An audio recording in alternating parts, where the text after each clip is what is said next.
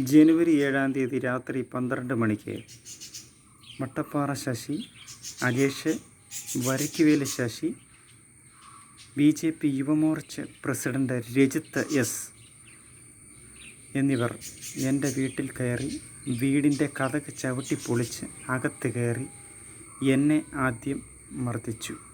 അതിനുശേഷം എൻ്റെ അമ്മയെ കട്ടിൽ പിടിച്ച് തെള്ളിയിട്ട് വസ്ത്രങ്ങൾ വലിച്ചു കീറി വായിൽ തുണി തുരുകിക്കയറ്റി വടികൊണ്ട് തലയ്ക്കടിച്ച് ദേഹം മൊത്തം ചവിട്ടി പരുക്കേൽപ്പിച്ച് പീഡിപ്പിച്ച് കൊല്ലാൻ ശ്രമിച്ചു.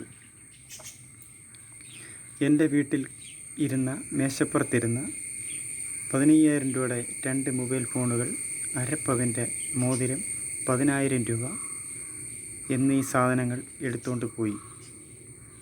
വീട്ടിലെ കറണ്ട് പൂർണ്ണമായും അടിച്ച് നശിപ്പിച്ചു. എന്നെ കിണറ്റിൽ പിടിച്ച് തെള്ളിയിടാൻ ശ്രമിച്ചു.